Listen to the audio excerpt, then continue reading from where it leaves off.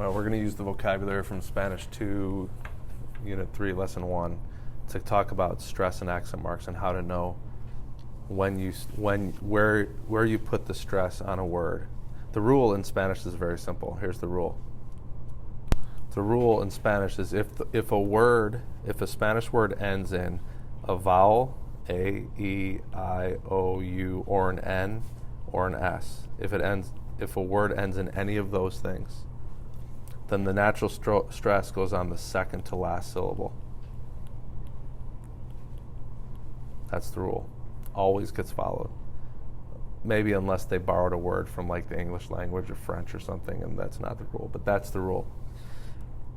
Anything else, if the word ends in anything else other than a vowel, an N, or an S, so like a Z or an L or an N or an R or a D or anything else other than those vowels and N's or S's, then the stress goes on the last syllable.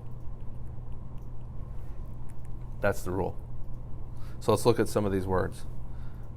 Here's some words from your vocab. Here's a word that ends in an R. Infinitives, all infinitives always end in R's, right? Mm-hmm. How do you say that word? Contar. Where did you put the stress? You put it, nope. You put it on the A. Stress is always on a vowel. You put the stress on the A. Contar. You didn't say, let's conjugate this. How do you say that? Oh, sorry, that's conjugated wrong. It's a U to UE stem changer, right? Cuento, cuentas. Now where am I putting the stress? Cuenta. Where am I putting the stress now? Now I'm putting the stress here. Because now the word ends in vowels or N's or S's. So if a word ends in a vowel, an N, or an S, the natural stress, goes on the second to last syllable.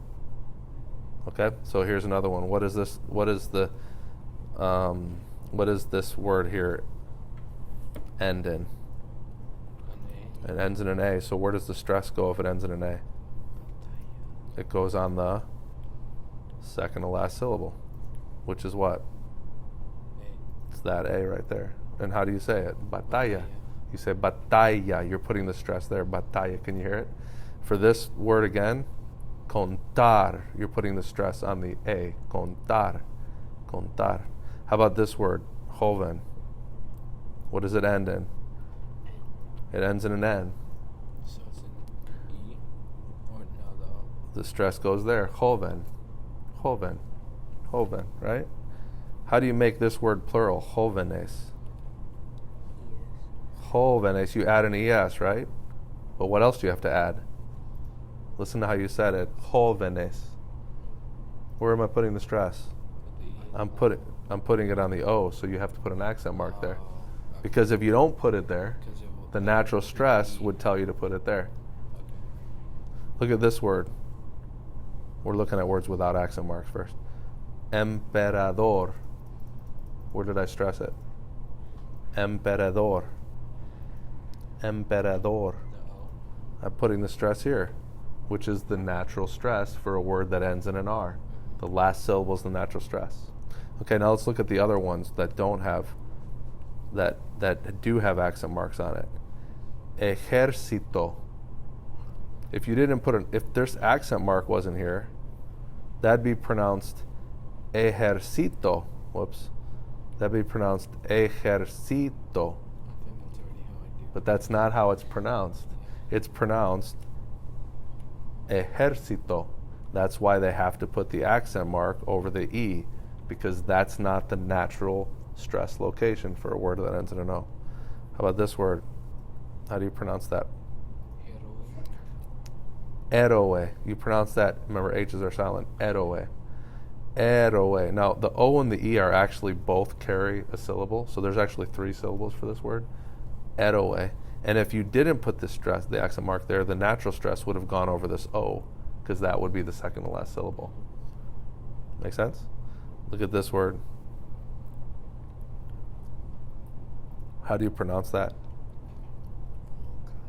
You say volcán. How do you know you're putting the stress on the A? Because because there's an accent mark there. If they didn't have an accent mark there, how would you think it was pronounced?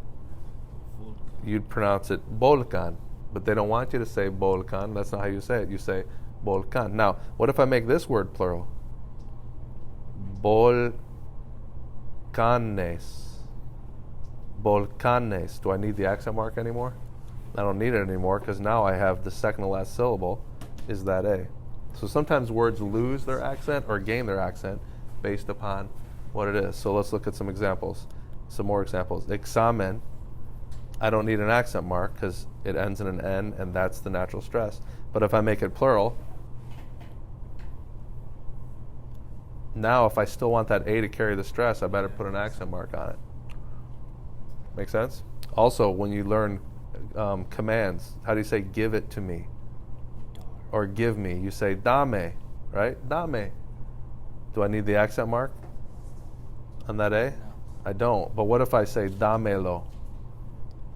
Then you do. Now I do, because now the natural stress would have been on the E, but I still want to say damelo. Damelo. That's why you put an accent mark on commands when you attach two things to it. Okay, that makes sense. So the rules for stress and accents in Spanish are very, very easy to follow. They're very easy to understand, I mean, once you do it. And the good thing about it is now that you know the rules, you can almost always pronounce a word correctly the first time, as opposed to the English language, which has no rules like that. You don't know which syllable gets stressed, and so unless you've heard it before, you're just taking a stab in the dark. Spanish, it's never a stab in the dark. They always have very cut and dried rules for pronunciation.